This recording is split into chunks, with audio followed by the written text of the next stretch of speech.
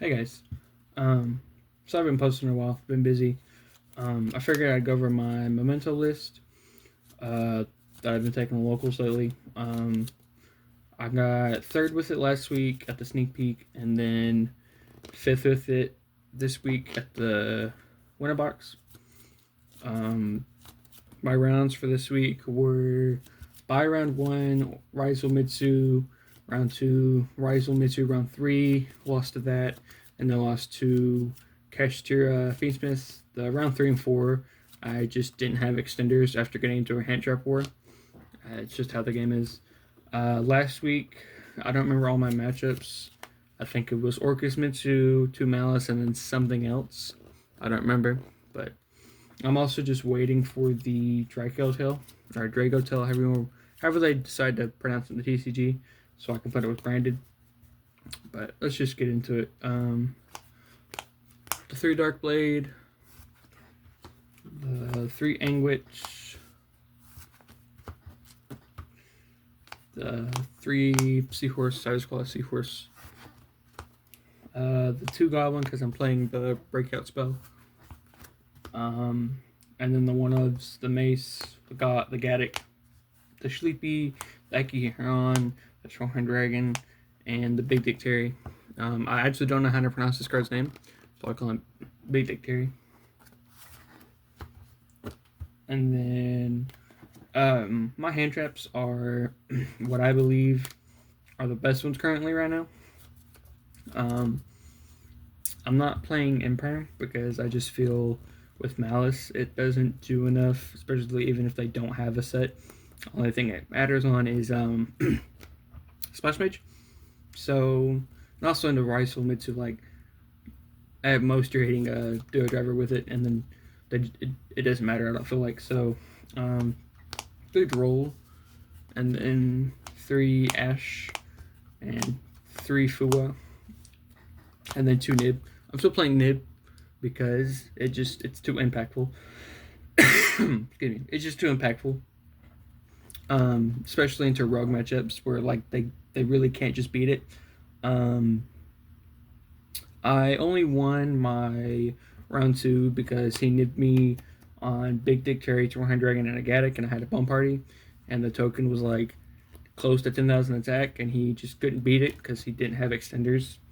He basically bricked. He went Habakiri, I went Ash, and then he set a couple cards and he passed.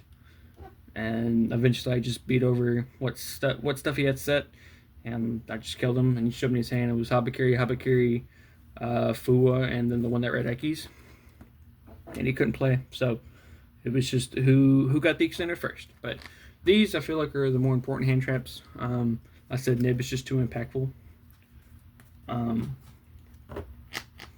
Fua and Perulia and the Meows are just too good to not play. They're maxis. Ash has always been good.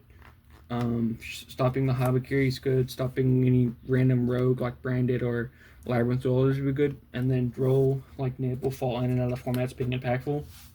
So I also feel like just Droll is enough because it doesn't stop Malice necessarily, but the Orcus Mitsu, the Raizu Mitsu can die to it. Other random decks that are in the game are currently in like the meta game tier 2 at least, like Blue Eyes and stuff like that. They'll lose to it occasionally, so this is still just a good card. That's all the monsters. The spells is the Bum Parties, the Fusion, and then the Field Spell. Whenever I go siding, I normally cut the Goblin spells, a Goblin, and then one Fusion.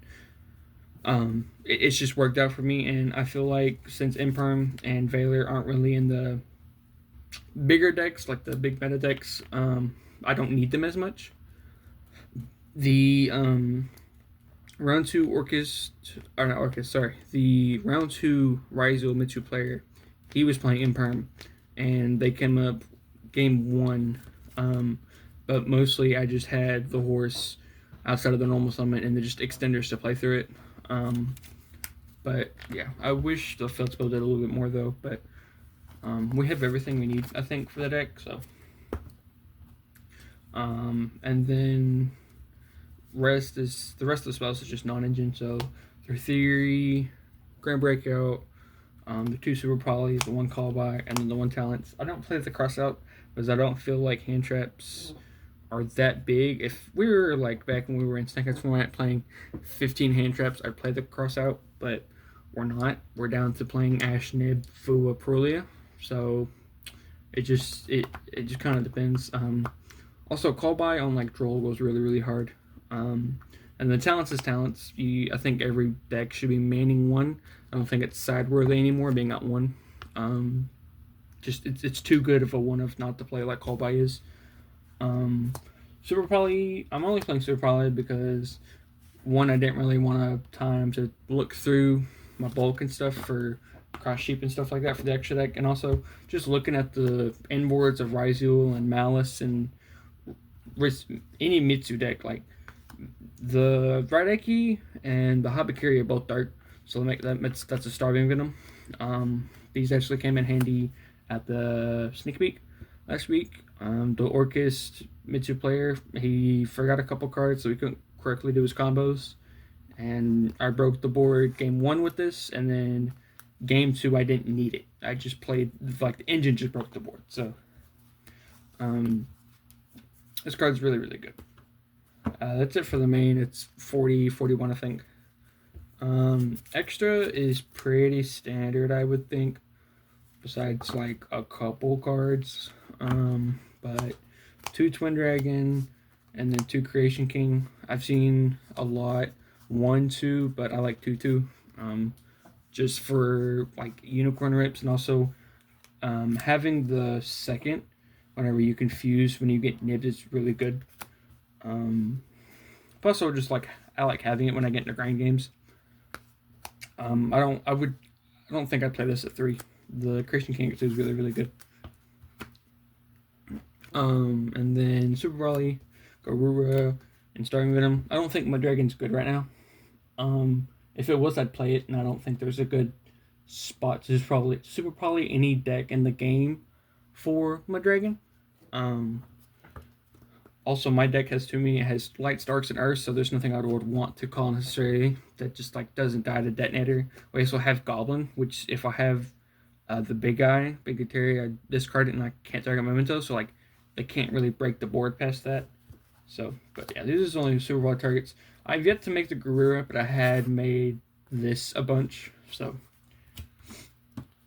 and then the Grenade Chimera, like this is such just a good card in general. I don't really agree with some of the Brandon players cutting it, but I understand like the deck space.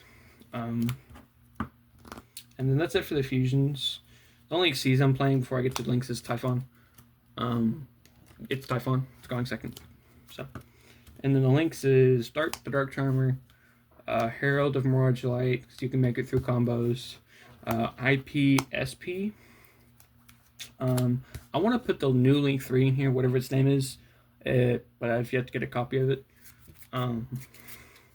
I've made SP a lot through the airbot combos. The Dark has come up a couple times, because the other matchup last week was Raizumitsu, because I Dark took his Raideki and then triggered the Raideki and then just killed him with Execo Talker. So Dark has come up. IPSP, always good cards. The Mirage Light is mediocre. You keep it because it's you can combo through it, and then you end on Creation King, Big Victory, this, which is Sponge Trap Negate, and then Trigon Dragon, which is essentially 4 pops and then a Reborn and then a Sponge Trap Negate. So it's pretty good. Plus whatever hand traps you have. I really wouldn't change anything. And then the last 3 cards for the 15 extra deck is Code Talker, About, and the Underworld Goddess. You can play Cross Sheep. I just like Underworld Goddess because it's a free out if we can't get the Terry. So, and then Code Talker is just Code Talker. And then there's A-Bot combos, and I've always liked the A-Bot combos over the other combos that we've had. So,